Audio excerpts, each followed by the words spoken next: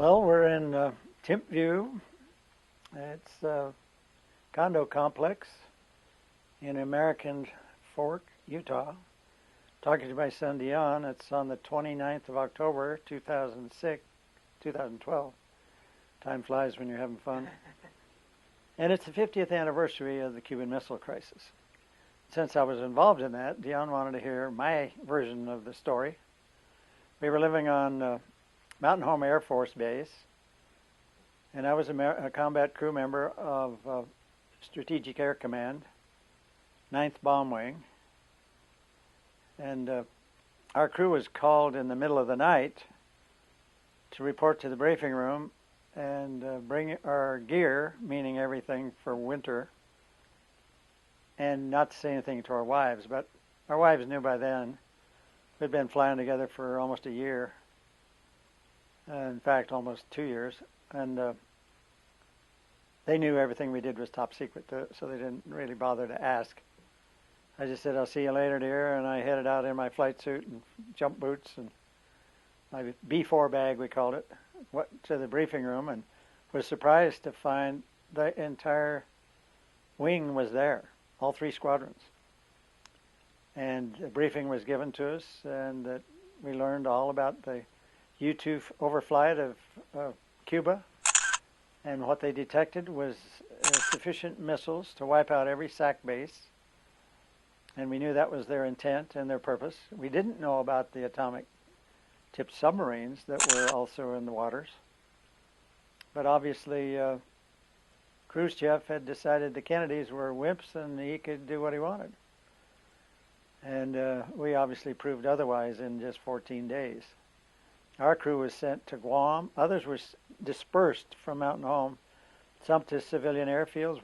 One crew we knew went to SeaTac, which is up in Seattle. Another went to Portland. The guy that landed at Portland, they wouldn't accept his government credit card, so he put his fuel bill on his American Express card. That made the Air Force news. It was something like $36,000 fuel bill, which he had to pay in 30 days. Anyway, our crew went to Guam. I think there were 2 crews who went to Guam. And when we got there, we just went on alert like normal. We were fairly used to that. And then about a week later, just about the time the ships were to meet the quarantine line that was set around Cuba, we were informed that if the Russians decided to run the quarantine line, we would probably launch.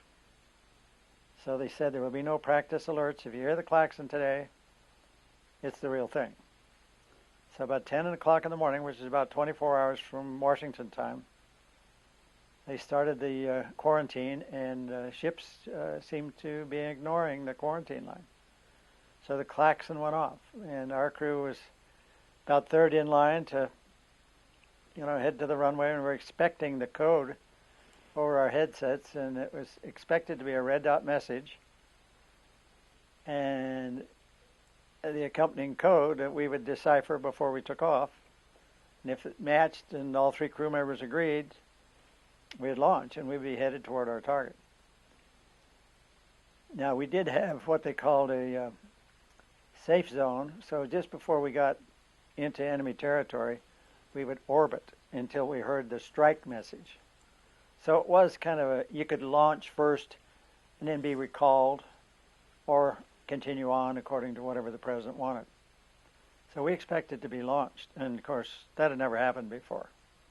We were at DEFCON 2. DEFCON 1 is war, and DEFCON 2 is really close to war. What that means is all the people that are on leave get recalled back to active duty. Everybody that was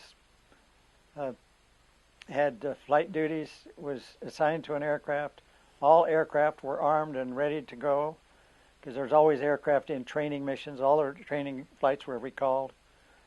And so everything was on a get ready for war footing. And we were already ready for war, so we sat there for 15 minutes with engines running, and I was pretty conscious of our fuel because we had a long ways to go, and in order to get back into safe territory, I need to have a certain amount of fuel, and we were burning more fuel on the ground than we would burn in the air. So after 15 minutes has elapsed, I asked the co-pilot for the fuel readings, a totalizer gauge, and realized that we were right on the border of being able to accomplish our mission. So I told the pilot, be advised, we're not going to be able to do it. Not be able to get the fourth target. We'd have to turn short of that. And he said, Roger, and he broke radio silence and called the command post, and just a short message said, Oboe 25 is degraded, which told the command post that, we hadn't thought about the fuel these people are consuming. So there was about a 30-second delay, and then they came over the radio to all of us and said, taxi down the runway, return to your parking spot, shut down engines, open your canopies, and stay in the aircraft. We'll have a fuel truck top you off. So the fuel trucks came by and topped everybody off, and we sat there for an hour with the canopies open. And Guam's pretty hot, but I had the hatch open too, so there was airflow through the cockpit of the airplane. And then after an hour of that, then they said, okay, everybody, recock your airplanes, report to the briefing room. So when we got to the briefing room, they told us the story about the ships turning around and the Russians backing off for the time being. We didn't really trust them, so we didn't know what their plans were. We were going to be ready or whatever they decided. And it got more and more intense for, a few more days. And the following Sunday... Did you fly at all in that time? No. Nobody flew. There were no training missions. Everybody's sitting in an armed airplane ready to go. Now, to do a training mission, you have to download the weapons, you have to download the collar, that's your ATO rack. You had to download some fuel because there's too much fuel for the training mission. And all that takes time. So nobody went on anything. We were just sitting there waiting, ready to go. And to us, it was kind of like, once that experience was over, and we were expecting to go, and we're at the end of the runway with engines running, and then they recalled us. It was like we'd already been to war, and they can't do anything to us now, and so we didn't really care. And if the war comes, fine, let's get it over with. It was almost like we were the razor's edge, and I wouldn't say we were anxious to go do our jobs, because we knew that would be devastating to the world. But we also knew that that would take care of the problem with Russia. Whatever their intentions were, we could definitely thwart them, and they would be bombed back to the Stone Age. And I would be part of that. And so when it was all over and we returned home and later heard the full story in a movie called 13 Days, because we didn't know what was going on in Washington. We didn't know, we knew the U-2 had overflown and seen it, but we didn't know what was going on in the rest of the U.S. because we're off in a little Pacific island. When we heard the full story, it all made sense, of course. And then recently, I'm talking in the last 2 weeks, we heard from the Russian crewmen who were on the submarines that they had, and we had known this for some time, they had nuclear-tipped torpedoes. What we didn't know, and just learned in the last couple of weeks, was one of the crewmen said one of the submarines was being harassed by the American forces because they detected them. And they were submerged, but they were battery-operated diesels and had to come up to recharge their batteries.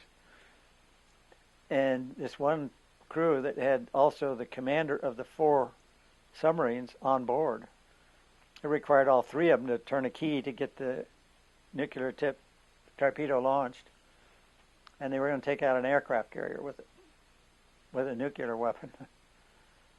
And 2 of them turned their keys, and the 3rd one would not. So the missile wouldn't launch. And then the 3rd one, who was commander of all 4 ships, required that the torpedo be pulled out of the tube and placed back in its secure, hangar. And they surfaced, and all 4 ships were escorted by the Navy out of the danger area. We didn't know for all those years, probably 40 years, we didn't know that there were nuclear warheads authorized for the commander to use them before they left Russia. So that was a little unnerving. So that's how close we came to nuclear war in the fall of 1962.